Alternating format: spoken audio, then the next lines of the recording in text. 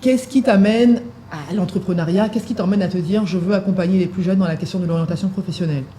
Alors, je pense que déjà, en travaillant en tant que spécialiste en ressources humaines, je me suis rendu compte que les gens, globalement, que ce soit ici ou bien même en Afrique de l'Ouest en particulier, d'où je viens, se posaient la question de savoir mais est-ce que je suis à ma place? Parce qu'en fait, on commence les carrières, donc on a le parcours classique, on fait des études on commence à travailler, le jour où on est sur ce lieu de travail, on se demande mais qu'est-ce que je fais là? Donc ça arrive au bout de quelques mois ou bien même le premier jour de travail. Et puis malheureusement, on n'a pas été accompagné pour justement déterminer quel choix on allait faire. Et on arrive à ce terrible constat, parce que quand ça vous arrive, c'est un peu comme si vous êtes coincé, comme si vous êtes bloqué, vous êtes frustré et vous ne savez pas quoi faire. Et donc, justement, en ayant travaillé dans ces différentes boîtes-là, j'ai vu ces personnes-là, justement, qui ne savaient pas. Moi-même aussi, j'ai eu ce même constat. Et donc, je me suis dit, il va falloir quand même faire quelque chose et attaquer à la racine du problème de l'orientation. D'accord. Donc, moi, ce n'était pas vraiment le one-to-one dans un premier temps, c'était vraiment plus l'information. Et donc, une fois qu'on l'a, on arrive à agréger ces informations-là pour se trouver soi-même.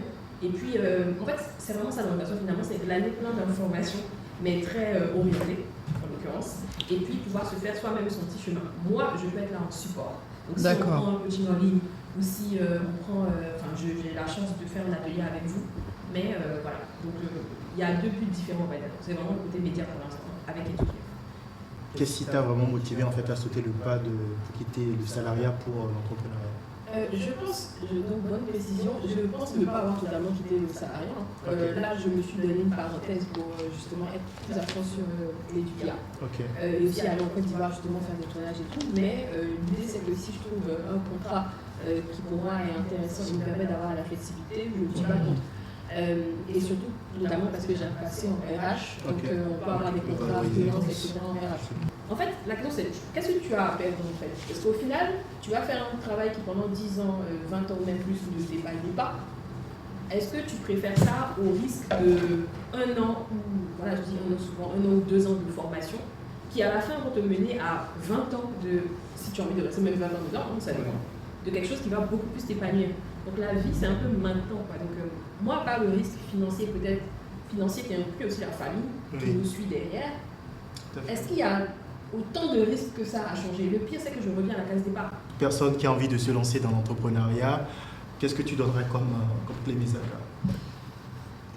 Alors, je pense qu'avec, on sait les réseaux sociaux et tout ça, clairement, tu peux lancer un business sans être millionnaire. Donc ceux qui attendent ça, je ne suis pas d'accord. Je pense qu'il faut avoir en tout cas des petits moyens de base pour pouvoir acheter peut-être son matériel, pour acheter des petites choses.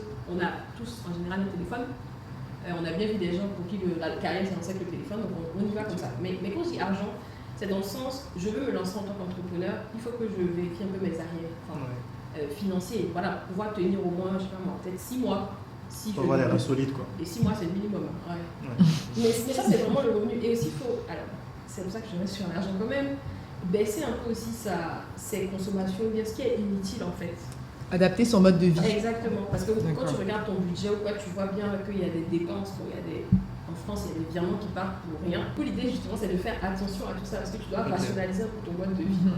Et je me rends compte que quand, ne serait-ce que d'aller prendre une bouffée d'air frais auprès d'autres entrepreneurs, juste en discutant, on ne peut pas le faire tout le temps bien sûr, mais ça aide en fait, ça stimule.